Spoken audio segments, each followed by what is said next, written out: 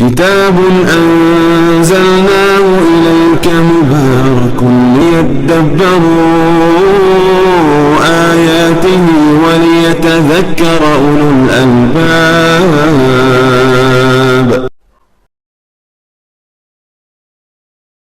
نحمده ونصلي ونسلم على رسوله الكريم اما بعد فاعوذ باللہ من الشیطان الرجیم بسم اللہ الرحمن الرحیم۔ لیپ ٹاپ کی سکرین آپ کے سامنے ہے اور اس میں سورہ البقرہ کی 2 آیات مبارکہ کا انتخاب کیا گیا، ایک ہے 238 اور دوسری ہے 239، 238 and 239۔ اس کی ہم ترکیب نحوی اور صرفی کرتے ہیں اور پھر دیکھیں گے کہ اس کا ہم ترجمہ کس طرح سے سمجھتے ہیں اور کیسے کرتے ہیں۔ ابتدا ہوتی ہے حافظو، یہ باب مفاعلہ ہے۔ حافظہ یحافظو، محافظہ اور حفاظ یہ اس کے 2 مصدر بنتے، اور اصل میں تھا تحافظون، تو امر بنا حافظو۔ اس کا جو نون ہے گر گیا، چونکہ نون رفع کی نشانی تھی، افعال 5 میں نون رفع کی نشانی ہوتا ہے، تو یہ بن گیا فعل امر مبنی علی حذف النون۔ اور اس کے اندر جو واو ہے وہ واو ایک ضمیر ہے متصل اور مبنی اور محلاً مرفوع ہے فاعل، تو آپ نے دیکھا کہ فعل اور فاعل سے یہ ایک پورا جملہ بنا، یہ جملہ فعلیہ ہے۔ اعلیٰ یہ حرف جر ہے، اور الصلواتی الصلاۃ کی جمع ہے، الصلواتی یہ جمع مؤنث سالم ہے، اور اس کے نیچے آپ کو زیر نظر آ رہی ہے تاکہ نیچے، چونکہ یہ مجرور ہے اعلیٰ کی وجہ سے، اور آپ کو پتا ہے کہ جمع مؤنث سالم میں یہی زیر یہ کسرہ نصب کی نشانی بھی ہوتی ہے، یہاں پہ یہ مجرور ہے۔ واو عطف کی ہے اور الصلاۃ یہ معطوف ہے صلوات، اس لیے یہ مجرور ہے، اور اس کے ساتھ یہ موصوف بھی ہے۔ الوسطی یہ اس کی صفت ہے، تو صفت اپنے موصوف کے مطابق ہوتی ہے، تو ہم کہیں گے کہ یہ بھی مجرور ہے، لیکن بالکسرہ المقدرہ علی الالف للتعذر اس کو بولتے ہیں، کیونکہ اس کے آخر میں جو ہے وہ الف مکسورہ ہے، الف مکسورہ پہ کسی حرکت کا پڑھنا یہ ممکن نہیں ہوتا، عذر ہوتا ہے، اس لیے ہم اس کو للتعذر بولتے ہیں۔ یہ فعلا کے وزن پہ نا، جو کہ مؤنث کے لیے استعمال ہوتا ہے، اور اس کا جو مذکر کا وزن ہے وہ اوسط ہے، افضل یعنی افعل، افعل اور فعلا۔ تو اب اس کا مطلب کیا ہے کہ نمازوں کی حفاظت کرو، ان کو مینٹین رکھو، یہ مطلب ہے، اور درمیانی صلاۃ۔ اب اس کے اوپر بہت سے اقوال ہیں، اگر آپ احادیث مبارکہ کے جو مختلف بڑی بڑی بکس ہیں ان پہ جائیں اور یہ دیکھنا چاہیں کہ الصلاۃ الوسطیٰ سے کیا مراد ہے، تو صحابہ کے اندر بھی اختلاف ہے، کسی نے کہا کہ یہ نماز عصر ہے، کسی نے کہا کہ یہ فجر کی نماز ہے، کسی نے کہا ظہر کی نماز۔ تو اب چونکہ اس کے تعین میں اختلاف پایا جاتا ہے، تو اس لیے اس کا مفہوم سمجھنا ہوگا۔ انشاءاللہ جب ہم مفہوم پہ جائیں گے تو اس پہ بات کریں گے کہ زیادہ قرین قیاس یہ ہے کہ اس سے مراد 2 نمازوں کے بیچ کا درمیانی وقفہ ہے، جیسے صبح کی نماز ہے تو اس کے بعد ظہر ہے، تو ظہر فجر سے ظہر تک کا جو ٹائم ہے یہ صلاۃ وسطیٰ ہے، ظہر سے عصر کا جو وقت ہے وہ صلاۃ وسطیٰ ہے۔ اور یہاں پہ چونکہ حافظو کا لفظ استعمال ہوا ہے تو اس سے مراد یہ ہے کہ انسان جب فجر کی نماز پڑھ کر نکلتا ہے تو اس پہ ضروری ہوتا ہے کہ نماز جس چیز کا تقاضا کرتی ہے وہ اس کو پورا کرے۔ یہ بات جو ہے وہ لمبی ہو جائے گی، لیکن آسان الفاظ میں یہ ہے کہ یعنی فجر پڑھنے کے بعد ظہر تک وہ نماز جو اس نے پڑھی ہے اس کی حقیقت پہ غور کرے اور اس نماز کے جو تقاضے ہیں ان کو سامنے رکھتے ہوئے معاشرے کے اندر اپنی زندگی کو گزارے اور اپنی سمت کو درست رکھے۔ وقوموا میں واؤ پھر عطف کی ہے، اور قومو قام یقومو، قومو سے فعل امر ہے، اصل میں تھا تو قومونا، فعل امر کیا بنا؟ قومو، تو اس کو آپ کہیں گے فعل امر مبنی علی حذف النون، اور واؤ اس کے اندر جو آپ کو نظر آ رہی ہے ایک تو کاف کے بعد ہے وہ تو اس کی اپنی واؤ ہے فعل کی، اور ایک میم کے بعد جو واؤ ہے یہ ایک ضمیر ہے جو کہ فاعل کو ریپرزینٹ کرتی ہے، اور آگے جو الف ہے وہ الف الفارق ہے۔ وقومو کا مطلب اور کھڑے ہو جاؤ، للہ اللہ کے لیے، اس میں لام کیا ہے؟ یہ لام جر کا ہے،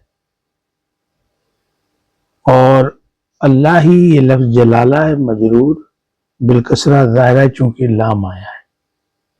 قانتین تو قنت سے یہ اسم فاعل ہے، قانتون قانتین یہ جمع مذکر سالم بنتی ہے اس کی۔ قانتین کیوں آیا؟ چونکہ یہاں پہ حال واقع ہو رہا ہے اور حال منصوب ہوتا ہے، اس لیے ہم یہ کہیں گے کہ یہ منصوب ہے یا کے ساتھ چونکہ جمع مذکر سالم ہے۔ اور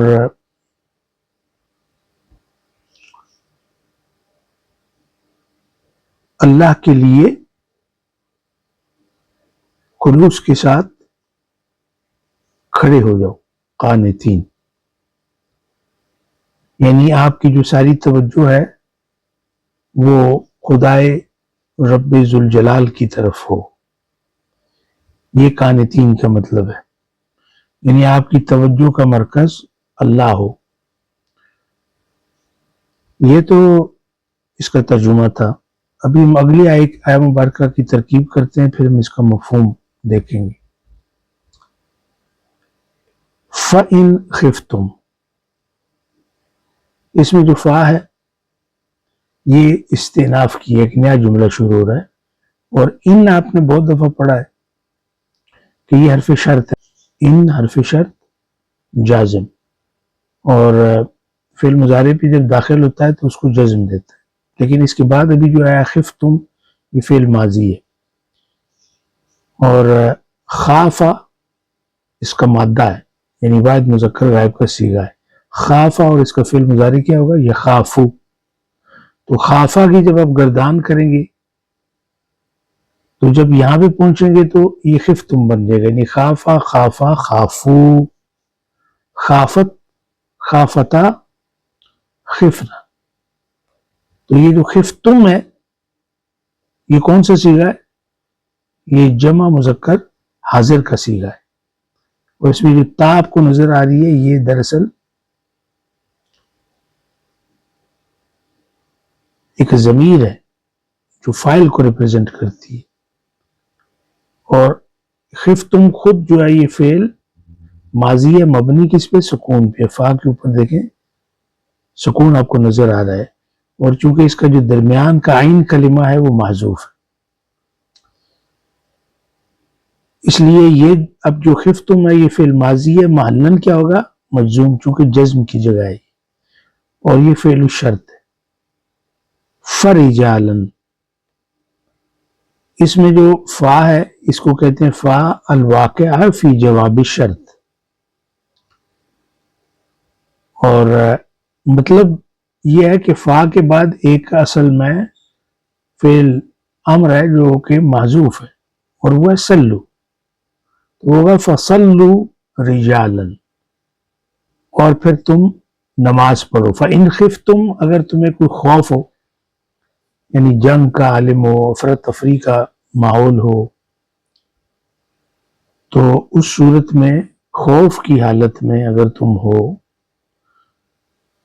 فرجالن یعنی فصلو، تو سلو کیا ہے؟ یہ فعل امر ہے، تو پھر تم نماز پڑھو رجالن۔ ابھی رجالن جو ہے یہ راجلن ہے نا، اس کی جمع ہے، اس کی جمع مختلف اوزان کے اوپر آتی ہے، راجل کی جمع، ٹھیک ہے۔ رجلان بھی اس کی جمع ہے، راجل کی جمع رجلان بھی ہے، تو یہاں پہ ہے رجالن، تو لام کے اوپر تنوین کیوں ہے؟ اس لیے کہ یہ حال واقع ہو رہا ہے، تو پھر تم نماز پڑھو رجالن۔ راجلن کا مطلب کیا ہوتا ہے؟ پیدل چلنے والا، یعنی پیدل چلتے ہوئے، پیادہ۔ اگر تم چل رہے ہو تو پھر چلتے رہو، اور چلتے چلتے نماز ادا کرو۔ آؤ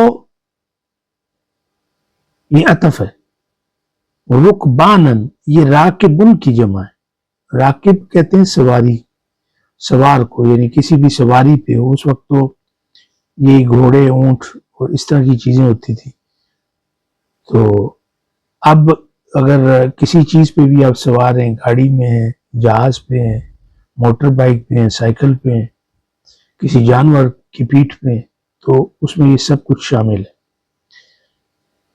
یا سواری کی حالت میں، پیدل چلتے ہوئے یا سواری کی حالت میں نماز پڑھ لو۔ فَإِذَا، اچھا اب اس میں یہ جو میں نے کہا نا سلو جو محذوف ہے، وہ دراصل جواب الشرط ہے، لیکن وہ محذوف ہے۔ فَإِذَا، اب یہ فا عطف کا ہے، اور اذا آپ کو پتہ ہے یہ شرط بھی ہے اور ظرف بھی ہے، ظرف للزمان ہے، اور آپ کو پتہ ہے جتنے بھی ظرف ہوتے ہیں وہ مضاف ہو کے آتے ہیں، اور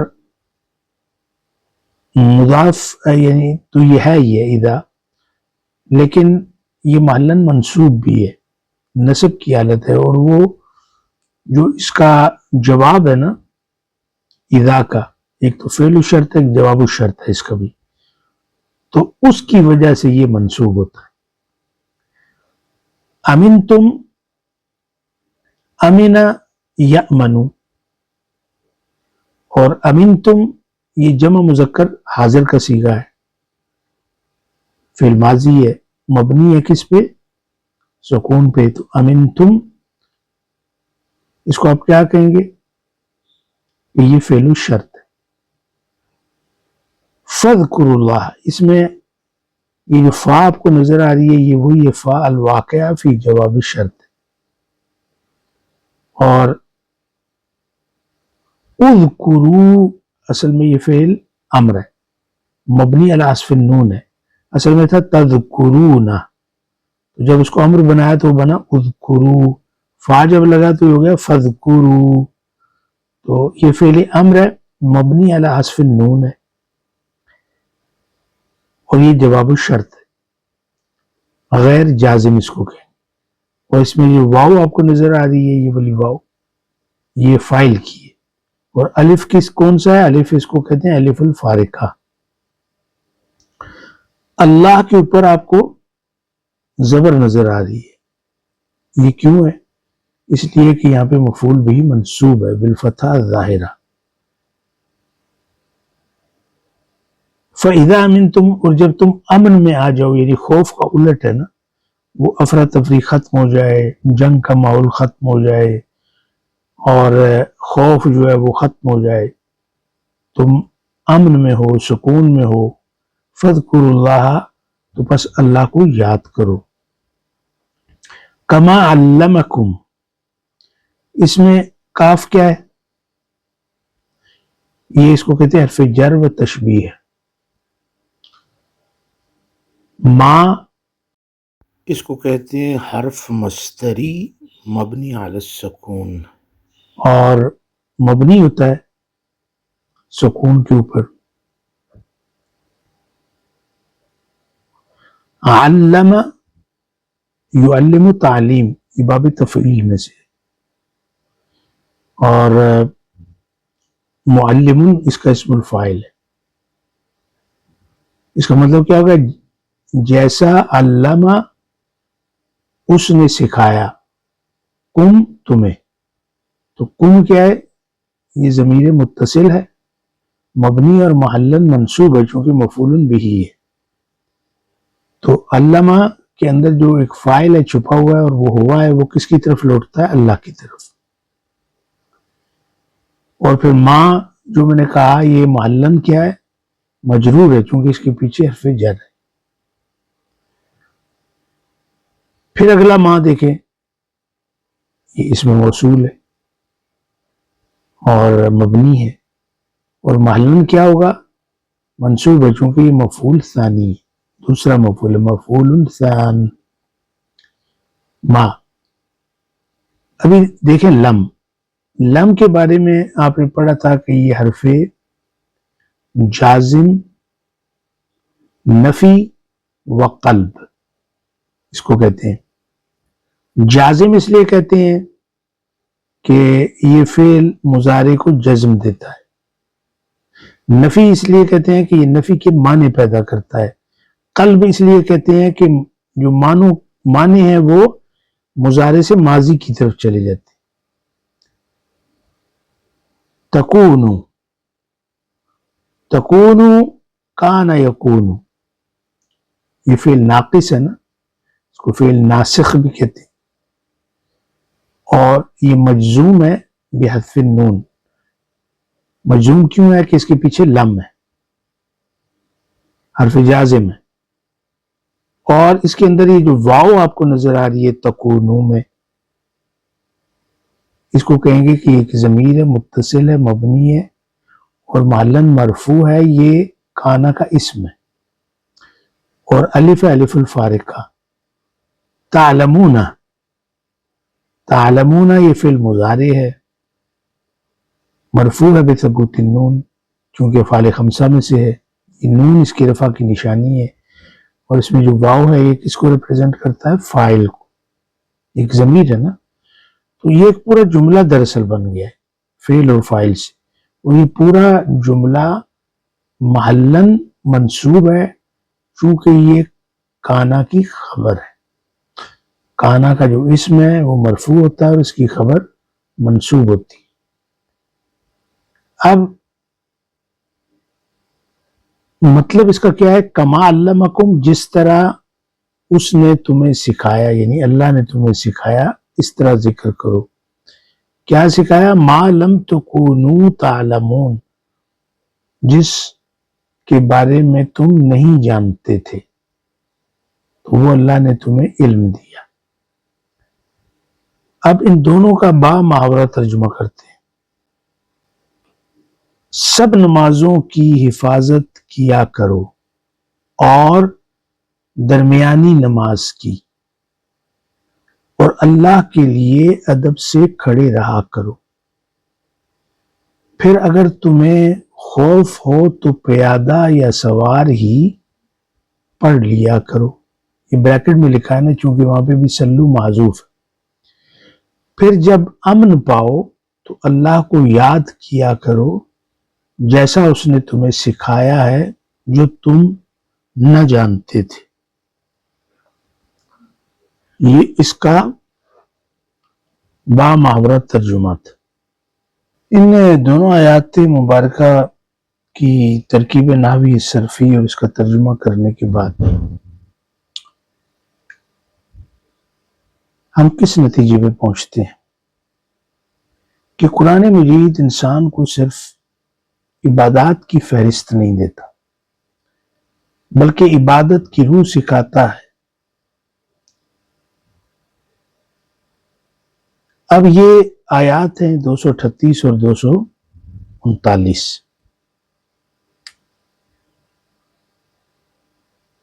یہ آیات ہمیں بتاتی ہیں کہ زندگی کے بدلتے حالات میں اللہ تعالیٰ سے جو تعلق ہے وہ کیسے قائم کیا جائے، خوف میں، امن میں۔ فرمایا حافظوا علی الصلوات والصلاۃ الوسطی وقوموا للہ قانتین۔ اب غور کیجیے اس میں، یہاں اللہ نے فرمایا نمازوں کی حفاظت کرو، تو الصلوات فرمایا نا، اس میں 5 کی 5 نمازیں تو آ گئیں، تو پھر کیوں الگ ہو کر کہا کہ والصلاۃ الوسطی؟ اور اس میں یہ نہیں فرمایا کہ پڑھ لو، یہ نہیں کہا، بلکہ فرمایا حافظو۔ حفاظت کا کیا مطلب ہے؟ مطلب یہ ہے کہ وقت کی حفاظت، خشوع کی حفاظت، توجہ کی حفاظت اور نیت کی حفاظت، اور پھر وہ نماز جو آپ کے اوپر ایک پازیٹو اثر چھوڑتی ہے اس کو مینٹین رکھنا۔ نماز کو دشمن سے، غفلت سے، سستی سے اور دنیا کی مصروفیت سے بچائے رکھنا۔ اور خاص طور فرمایا کیا کہ درمیانی نماز، یہ اشارہ ہے کہ زندگی کے بیچ میں، دن کے شور میں، کام کے دباؤ میں، جہاں عبادت سب سے زیادہ مشکل ہو، وہی نماز اصل امتحان ہے۔ دیکھیں نا، ایک بندہ جو ہے وہ صبح فجر کی نماز پڑھ کے نکلتا ہے، تو اس نے دکان پہ جانا ہے، بزنس کرنا ہے، اس نے اپنے آفس میں جانا ہے، سکول جانا ہے، گھر جانا ہے، تو اب ہر جگہ جہاں جہاں پر اس کی موجودگی ہوگی وہاں اس نے اللہ کے قوانین کی پابندی کرنی ہے، تو بات تو مشکل ہے نا۔ اور پھر حکم دیا اللہ کے سامنے ادب کے ساتھ کھڑے ہو جاؤ۔ یہ کھڑا ہونا صرف جسم کا نہیں بلکہ یہ دل کا خلوص کے ساتھ اللہ کی بارگاہ میں متوجہ ہو کر کھڑا ہونا ہے۔ پھر اگلی آیت دیکھیں 239، فَإِنْ خِفْتُمْ فَرِجَالًا وَرُكْبَانًا۔ یہاں قرآن ایک حیرت انگیز حقیقت سکھاتا ہے، اگر تم خوف میں ہو، جنگ میں ہو، سفر میں ہو، خطرے میں ہو، اضطراب میں ہو، افراتفری میں ہو، تو نماز معاف نہیں ہوتی بلکہ نماز بدل جاتی ہے، اس کی شکل چلتے ہوئے، سواری پر، اشاروں سے، لیکن اللہ سے تعلق نہیں ٹوٹتا۔ یہ دین کی خوبصورتی ہے۔ اللہ بندے سے یہ نہیں کہتا پہلے حالات ٹھیک کرو پھر عبادت کرنا، بلکہ فرماتا ہے جیسے ہو ویسے ہی مجھے یاد کرو۔ امن کے بعد پھر فرمایا کہ فَإِذَا أَمِنْتُمْ، جب امن آ جائے تو صرف سکھ کا سانس نہ لو بلکہ شکر کی نماز بھی پڑھو، کیونکہ ہمیں نماز سکھانے والا اللہ ہے اور ہمیں نماز پر قائم رکھنے والا بھی وہی ہے۔ تو یہ 2 آیتیں ہمیں کیا سکھاتی ہیں؟ نماز صرف مسجد میں نہیں، زندگی میں قائم کی جاتی ہے۔ خوف، دباؤ، مصیبت، کوئی چیز اللہ کی یاد سے روک نہیں سکتی، اور جو اللہ کو مشکل میں یاد رکھتا ہے اللہ اسے آسانی میں بھولتا نہیں۔ ہم اکثر کہتے ہیں دل پریشان ہے اس لیے نماز ٹھیک نہیں ہو رہی. قرآن کہتا ہے نماز ٹھیک کرو دل ٹھیک ہو جائے گا، کیونکہ نماز مسئلہ نہیں، نماز حل ہے. اور